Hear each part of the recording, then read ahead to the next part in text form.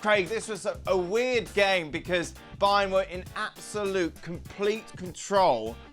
3-0 up. However, the visitors get 2 goals very, very quickly. You thought, hello, we could have a game here. But Frankfurt completely shoot themselves in the foot. Stupid defensive error. Alphonso Davies makes the most of it. And Bayern Munich with 3 more points. Yeah, and in between that, he had to make another great save, Neuer, from point-blank range. I think it was at 4-2. Might even have been 3-2. I can't quite remember. But, when Lewandowski scored straight after half-time, you thought, well, surely not. But a little bit of sloppiness with Hinteregger getting a couple of the goals. But then, the Davies goal, as you said, was a total gift. And then Hinteregger, who had an interesting game, couldn't sort his feet out, and it was a ridiculous own goal. So it wasn't all plain sailing from Bayern. And of course, you got to come to expect this after the lockdown. A little bit of ring rust there, still some of the defensive issues. But I think the important thing for them is since Hansi Flick came in, Thomas Muller is revitalised. There's no doubt about that. Yeah, assist for the first goal, great touch and finish for the second goal. And the man's desire and work rate just never diminishes, even with all he's achieved in the game. Yeah, Thomas Muller, a completely changed man over the second half of the season, Frank. And it seems when he excels, so does the side. Yes, for sure. I mean, we can see that he's back to his best, and the way he serves the players, the way he fights, he's always talking to the guys. Even when he scored the goal, the first thing that he did was talking to Benjamin Pavard to explain what he has to do, what he had to do.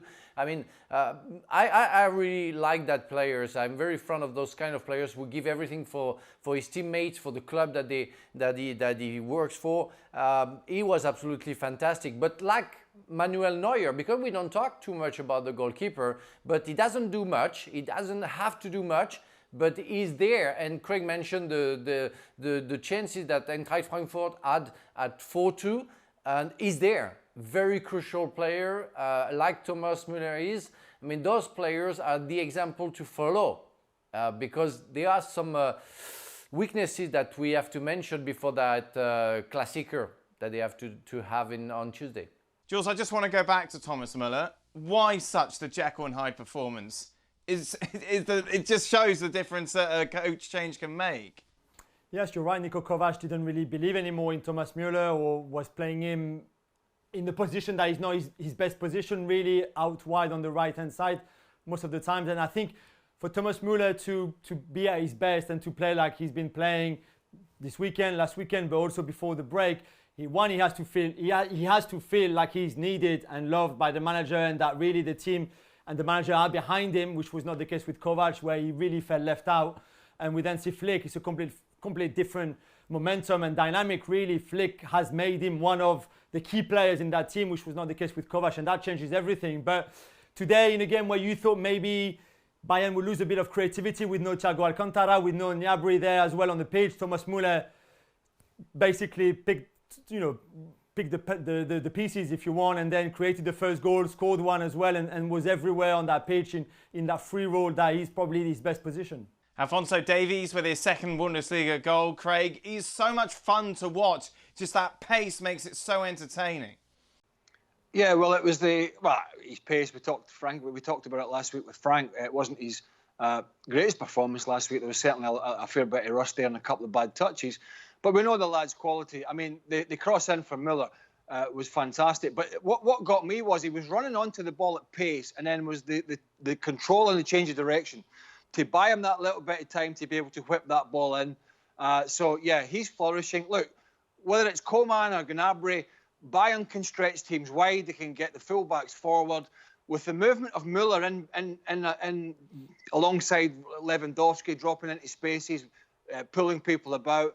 The other asset they've got, I think, and I think it was Jules that touched on Thiago there, you need a balance in midfield. And I think when fit, that's what Goretzka gives him. He hasn't got the subtleties of some of the explosiveness or the headline-grabbing stuff of some of the other players on this Bayern side. But it's so important that when the movement up front is happening, that you've got a midfielder that's coming through the middle and can score goals. And when fit, Goretzka is a big threat from midfield for Bayern. I sometimes think that is a facet of their side that's not talked about too much. Obviously, last week after that win against Union Berlin, Frank, we were thinking, well, they're looking a little rusty, but obviously going forward, they were fantastic today. Bayern could have got more, even though it is a weak Eintracht Frankfurt side. However, you still concede 2 goals, 2 sloppy goals as well, Frank. Yes, and I think the coach will try to understand what happened in the players' head, because as we all saw that they were very clinical until they scored the 3rd goal, and suddenly they got very lazy, sloppy, and suddenly get scared with a 2 goal conceded very quickly. So we all know the skills of that Bayern squad. We all know the talent they have, but defensively, I think there are still some question marks. You know, the central defense with Boateng and Alaba, is it the best that they can have? Is Boateng back to normal, because it was pretty bad last year in a normal situation? But I think when you compare, because we'll have to compare before the Klassiker, Dortmund with a very compact team and the skill and the talent in terms of attacking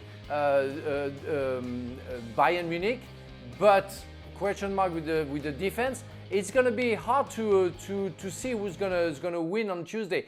But Bayern has to work defensively if they want to make sure that they can win again that title. Thanks so much for watching ESPN on YouTube. And for more sports highlights and analysis, be sure to download the ESPN app. And for premium content and live streaming, subscribe to ESPN Plus.